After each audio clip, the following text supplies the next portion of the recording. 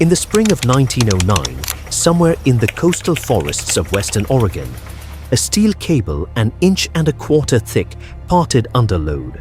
The cable was carrying a Douglas fir log roughly 40 feet long across a clear cut. When it snapped, one end whipped backward toward a small crew of loggers standing near the spar tree. A man named Henry Olson, or possibly Olson, depending on which company ledger you trust, was struck across the midsection. The county coroner, in the dry language of the time, wrote that the body had been separated. He did not write the word in half, but the men who carried what was left of Henry down the skid road that afternoon used those words and never stopped using them. The machine that powered that cable was a Lidgerwood Tower skidder. By 1909, it was already the most efficient log-moving system the Pacific Northwest had ever seen. It would also become one of the deadliest pieces of equipment ever rolled into a forest. You don't hear much about Lidgerwood today. The company name has faded out of common memory, even in towns that owe their existence to its machines. For about 30 years, from the late 1890s through the early 1930s, a Lidgerwood skidder was the centerpiece of any serious logging operation from Northern California up through British Columbia. The machines were so big, they had to be hauled in by rail set up on flat cars and unloaded with the help of a smaller skidder. A single unit could weigh 60 tons or more. The boiler alone, when fired up, sounded like a steamship sitting in the middle of the woods. The man behind it was William Van Vleck Lidgerwood. He started out making cableway systems in New York in the 1870s, mostly for coal mines and quarries. By 1880, his company, Lidgerwood Manufacturing, was selling steam-powered hoists and cable-driven haulage equipment all over the eastern United States. Logging was not his original market. In the 1890s, as the white pine forests of Michigan and Wisconsin started running out, the big lumber companies began moving west. They found themselves staring at Douglas fir trees 300 feet tall and 8 feet thick at the base. Oxen could not pull those logs. Horses could not pull those logs. Even the old steam donkeys, which had been doing the job in California redwoods since John Dolbear's first one in 1881, struggled with the sheer size of the timber. Somebody had to build something bigger. Lidgerwood started shipping his answer to the West Coast around 1898.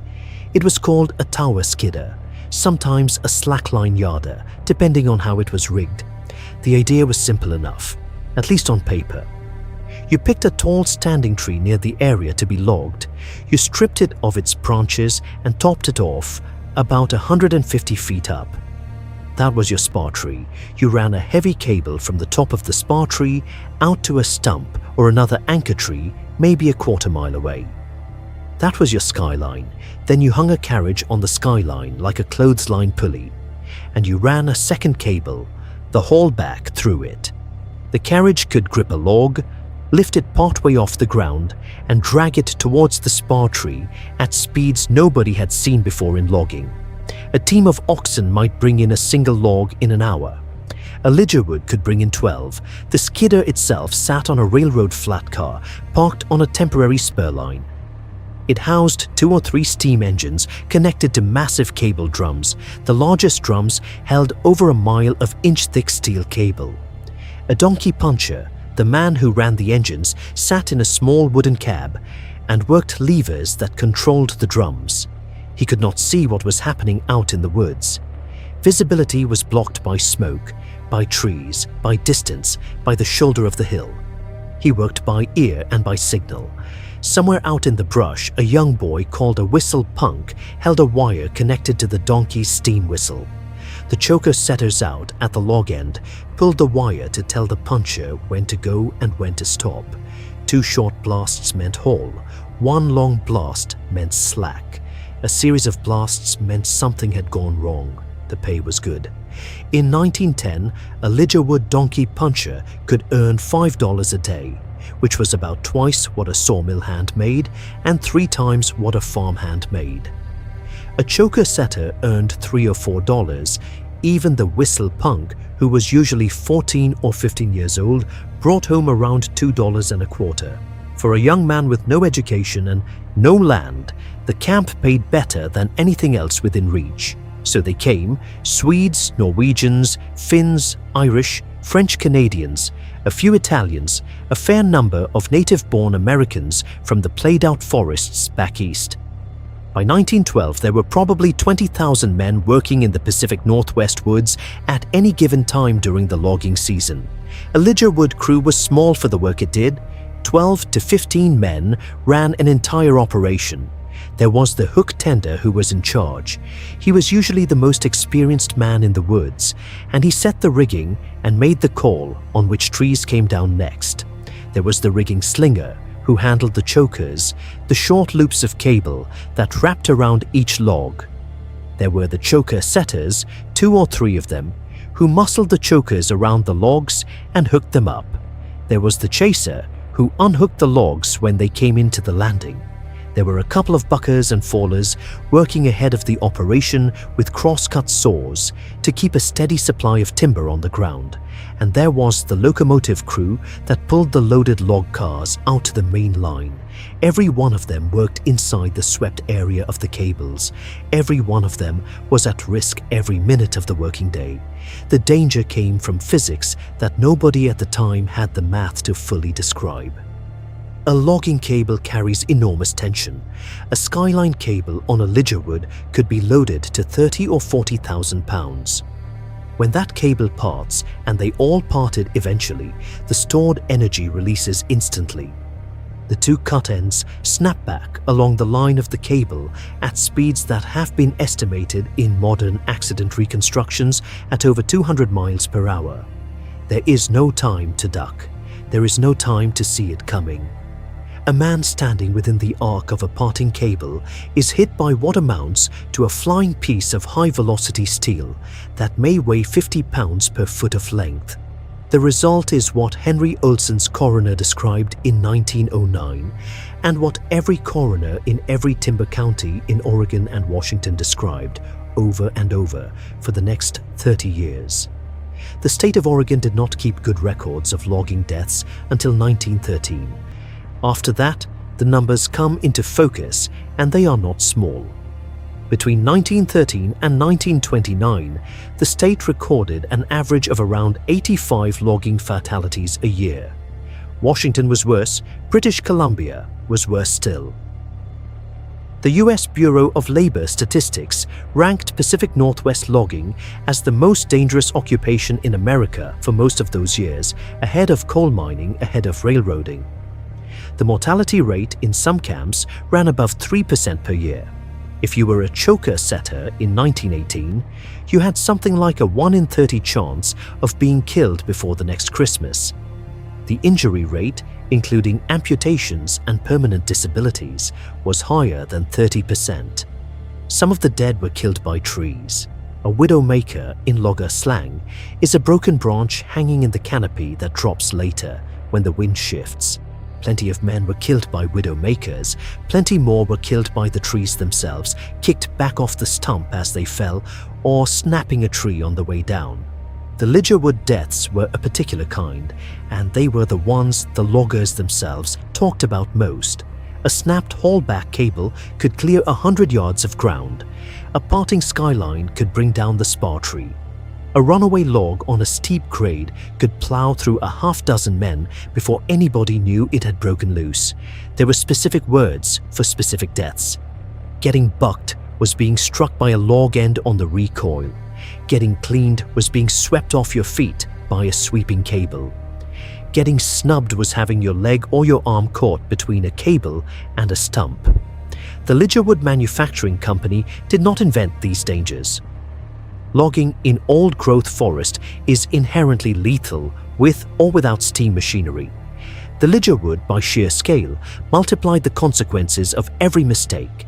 A horse team that pulled too hard might injure the teamster. A Lidgerwood that pulled too hard might kill 4 men a quarter mile apart, the cable not even slowing down between strikes. By 1915 or so, the company was producing skidders in different sizes and configurations. The flagship was the No. 6 Lidgerwood, a 60-ton machine with 3 drums and a 125 horsepower steam engine. The No. 6 could yard logs from over 1,000 feet away.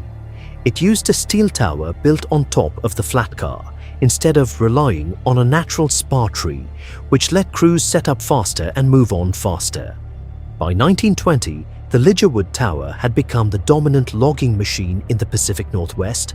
The company had competition. Willamette Iron and Steel Works in Portland made very similar equipment. So did Washington Iron Works in Seattle. The Lidgerwood name, though, was the one most often spoken in the camps. The men adapted. They learned to read the rigging the way a sailor reads the sea. They learned which whistles meant safe, which meant get ready, which meant get out of the way. They learned to stand on the high side of the line, never the low side, because a parting cable falls under gravity into the low ground.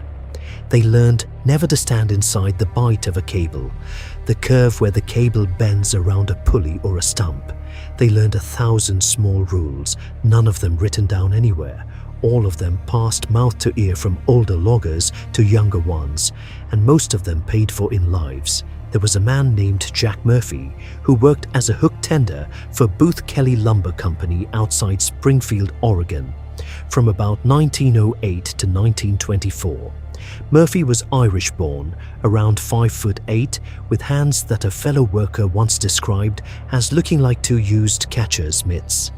He had survived 3 separate cable breaks in his career, including one in 1916 that killed the choker setter standing 6 feet to his left.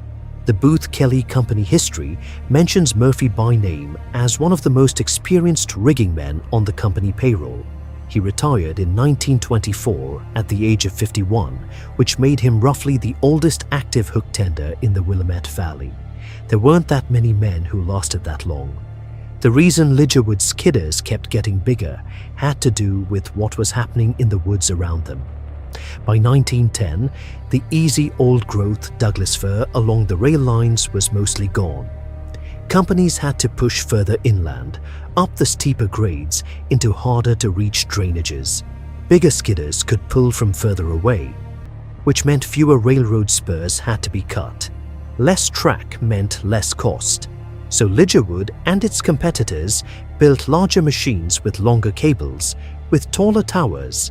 By 1925, the largest tower skidders in the Pacific Northwest could yard logs from 3,000 feet away, with cables running over hills and through saddles in the ridges.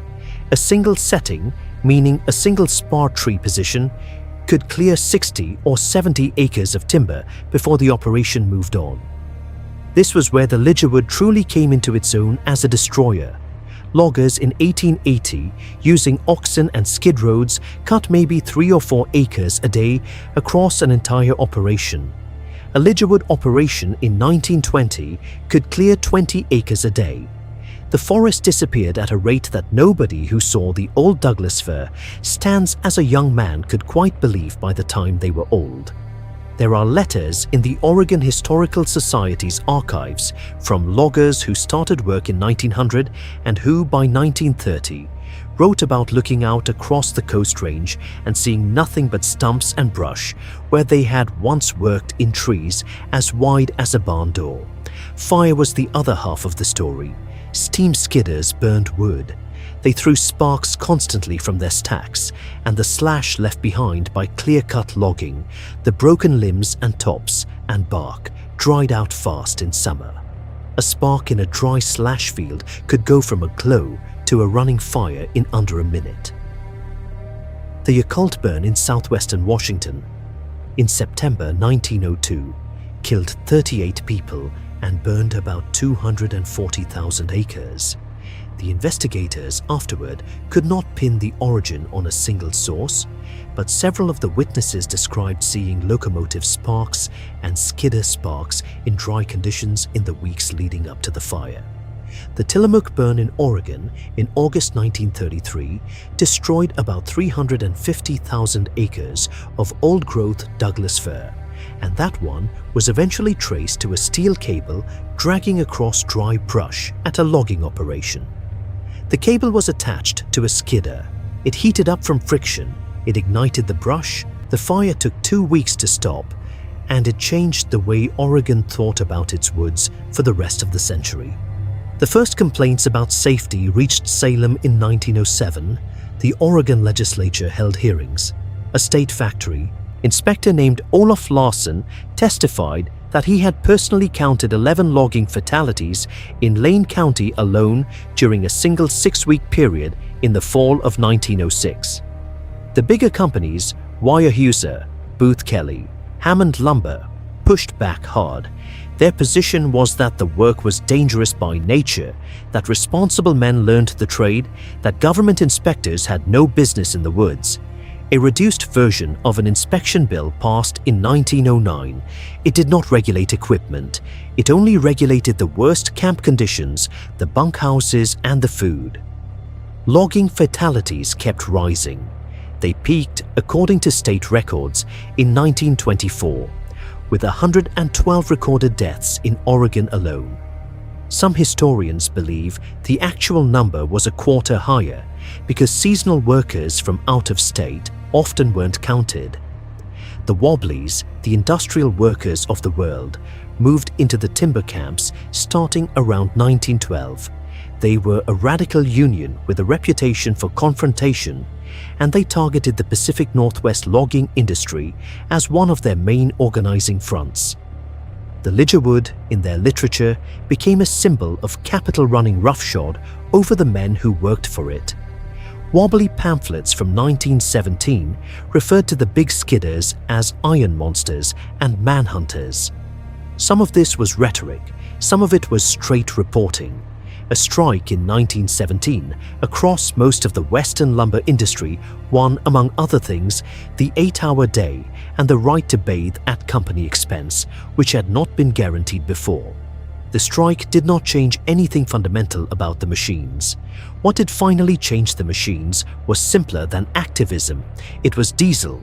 Steam-powered skidders ran on wood that the loggers cut on site, which meant a fire crew, a fueling crew, water for the boiler, and a lot of moving parts that needed maintenance. By 1930, internal combustion engines were powerful enough and reliable enough to start replacing steam in the woods. Diesel skidders were smaller, lighter, more mobile. They didn't need a railroad flat car to sit on. Crawler tractors started to appear too, especially Caterpillar machines out of Peoria, Illinois, which could simply drive into the woods and haul logs with a winch and a blade. The Big Tower skidder, the 60-ton iron platform that had defined Pacific Northwest logging for 30 years, started to look like what it was: slow, expensive, and tied to a network of rail lines that the bigger logging companies were now abandoning. Lidgerwood Manufacturing tried to adapt. They produced some smaller, more mobile machines in the late 20s and early 30s. They were a New York company though, and the West Coast competitors, Washington Iron Works in particular, were closer to the customers and better tuned to what the customers now wanted. By 1935, the Lidgerwood name had largely vanished from New Pacific Northwest logging operations. Existing machines kept working into the 40s, and a few were still operating, in increasingly battered condition, into the 1950s. The last working Lidgerwood Tower skidder in commercial service was retired in 1957 by Pacific Lumber Company in Northern California. The boiler was sold for scrap. The drums and the steel tower were left at the landing where the operation had stopped. As of the early 1970s, the rusting remains were still visible from a logging road in Humboldt County. They have since been cleared. There are a handful of Lidgerwood machines preserved today. The Camp 6 Logging Museum in Tacoma, Washington has one. The Collier State Park Museum near Klamath Falls, Oregon has another. The Wisconsin Forestry Museum in Leona has a smaller Lidgerwood hoisting engine, not a full tower skidder. Looking at them, even in their static, paint-restored condition, gives you only a partial sense of what they were like in service. The boilers are cold, the cables are gone, the whistles do not blow. The men who worked them are nearly all dead by now, the last of them having retired in the late 1960s or early 1970s. Some of the loggers who survived the Lidgerwood years lived long enough to be interviewed by oral history projects in the 1970s and 1980s. Their accounts are in the archives at the University of Oregon and the University of Washington. They are matter of fact mostly. The men who told them did not see themselves as victims of an industry. They saw themselves as workers who had done a job that needed doing in the most efficient way available. They remembered specific deaths in detail, decades later, the way a soldier remembers a battle. A man named Eric Lindgren, interviewed in 1978 at the age of 89, recalled the death of his brother in 1919 with the time of day, the weather, the position of the sun, and the exact words the hook tender used when he sent a runner back to the camp to fetch the company doctor. He did not blame the machine, he did not blame the company, he blamed, in his words, the rigging that day and how it was put together and how it broke. Nothing more than that. A few of the surviving accounts go into detail about specific incidents that never made it into the newspapers. One man, interviewed for the Lane County Oral History Project in 1982, described an accident at a Booth Kelly operation near the headwaters of the Mohawk River sometime around 1923. The skyline cable on a Lidgerwood No. 6 parted high up near the spar tree. The cable broke into 3 pieces as it fell, twisting in midair. 2 of the pieces landed in the slash without hitting anyone. The 3rd piece hit a man named in the recording only Tom or Thompson. The recorder couldn't be sure. He was killed instantly. The crew worked through the rest of the shift because the company foreman said the daily quota had to be met. They put Tom's body on the empty log car going back to camp at the end of the day. The man telling the story remembered that the body had to be lashed down so it wouldn't roll off the car on the curves. The Coast Range of Oregon today is a young forest. Most of the timber you see driving Highway 26 or Highway 20 from Portland to the coast has been cut at least twice since the Lidgerwood years. In some areas it has been cut 4 times. The Douglas fir trees standing now are 60 or 80 years old, narrow-trunked, fast-growing, planted in plantations after clear cuts and recut on managed rotations. The old growth, the trees that the Lidgerwood crews pulled out of these hills, is mostly gone. About 4% of the original Pacific Northwest old-growth Douglas fir remains, scattered in protected reserves and remote drainages. The rest left on log cars, behind locomotives, behind machines that the men of the time considered the most powerful and the most modern thing they had ever seen. The Lidgerwood Manufacturing Company itself ceased to exist as a separate entity in the 1950s after a series of mergers and acquisitions that took it through several ownership changes and eventually folded the brand into a larger industrial equipment firm. The original factory in Brooklyn was closed and demolished. There is no monument, there is no historical marker. The men who worked the machines are gone, and so are most of the company records. What remains is a handful of preserved machines in museums, some grainy photographs in archives, an oral history collection or 2, and the cut-over landscape of the Coast Range itself, which is the only marker the Lidgerwood and the men who ran it ever really got. The cable that killed Henry Olson in 1909, or Olson, the records disagree, was eventually replaced. The crew kept working that afternoon with a new cable spooled in from the shop. The Booth Kelly Company log shows that the operation pulled 47 logs from that setting before the end of the shift, which the bookkeeper noted as a good day's production. Henry was buried 2 days later in a cemetery in Springfield that you can still visit if you know where to look. His grave is unmarked. Most of them were. A few specific operations are worth describing because they illustrate how the Lidgerwood worked in practice and how the deaths that came with it were absorbed into the routine of the business. The Booth Kelly operation at Wendling, Oregon, was one of the larger Lidgerwood shows of the 1910s.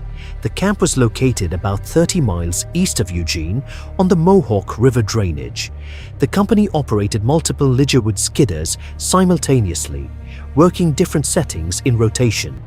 At peak production, the operation produced upwards of 20 million board feet of Douglas fir a year, all of it pulled out by Lidgerwood Tower skidders and hauled to the mill by a logging railroad that ran from Wendling down the Mohawk Valley to a connection with the main Southern Pacific Line. The operation employed about 300 men at its peak.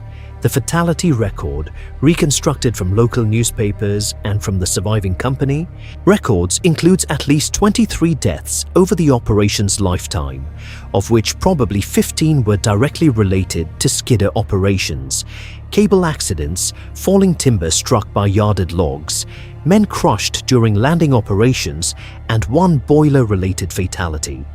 The deaths were spread out over the years and were largely absorbed by the surrounding community without much external attention. The mill town of Wendling itself, which existed only because of the Booth Kelly operation, declined after the timber was cut and is now a ghost town with a few foundation stones still visible in the second growth forest.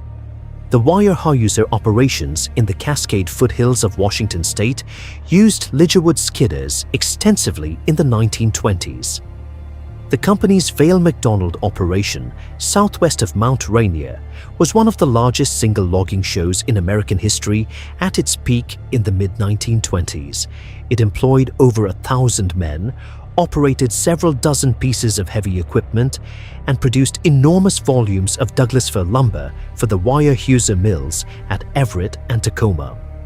The Lidgerwood crews at Vail McDonald included some of the most experienced skidder operators in the industry, men who had come from earlier Weyerhaeuser operations in Wisconsin and Minnesota and brought their skills to the new Pacific Northwest cuts. The accidents were correspondingly fewer in proportion to the volume of work done, but they did occur. A 1924 cable failure on a Vail McDonald Lidgerwood killed 2 chokermen and seriously injured a third when the parted cable swept across the landing area. A 1926 incident involved a falling log that struck a hooker named Olaf Thompson, breaking his back. He survived but was paralyzed below the waist and lived another 40 years in a wheelchair at the Veterans Home in Redsill, supported by a small Weyerhaeuser pension. He had not been a veteran of any war. The pension was a private company arrangement. The labor history of the Pacific Northwest logging industry during the Lidgerwood era is bound up with the rise and suppression of the industrial workers of the world. The Wobblies organized actively in the logging camps from about 1907 onward, and they made the 8-hour day and improvements in camp conditions their central demands. The 1917 Pacific Northwest lumber strike, which involved tens of thousands of workers across Oregon, Washington, and Idaho, was the largest single labor action in the history of the American lumber industry.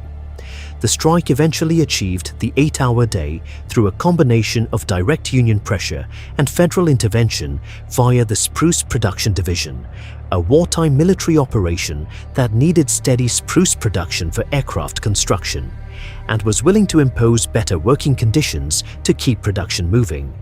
The Lidgerwood crews were significant participants in the 1917 strike, although the skilled engineers and crew bosses were generally less radical in their politics than the unskilled chokermen and other woods workers. The IWW was effectively destroyed in the Pacific Northwest by a combination of federal prosecution under the Wartime Espionage Act, vigilante violence, including the 1916 Everett Massacre and the 1919 Centralia Incident, and the rise of company unions that absorbed the discontent of the workforce after the war. By 1925, the IWW was a marginal organization in the lumber industry, but the 8-hour day it had won remained the standard. There were attempts over the years to compile a list. The state of Oregon never finished one. The Federal Bureau of Labor Statistics published annual fatality counts but did not list names. A few of the larger companies kept internal records, which sometimes survived in their archives and sometimes did not. The Waya Hyosa Company history, which runs to several volumes, mentions employee deaths only in aggregate. There is no roster, no plaque, no memorial of the kind that the coal mining industry eventually got. The men who died running the Lidgerwood skidders died one or two at a time in remote camps, in front of crews who buried them quickly and went back to work. Because the camp was paid by the log and a stopped operation was a losing operation. The historians who have studied the period estimate that somewhere between 5,000 and 8,000 men were killed in Pacific Northwest logging between 1900 and 1940. A substantial portion of those deaths, possibly a third or more, were directly connected to cable yarding operations, which means tower skidders, which means for most of those years Lidgerwoods. The rest died from falling trees, from logging railroad accidents, from the slash fires, from the river drives where men sometimes drowned trying to clear log jams. The total is not exact. Nobody bothered to count carefully at the time, and the records that exist are scattered across state offices, company archives, and county courthouses.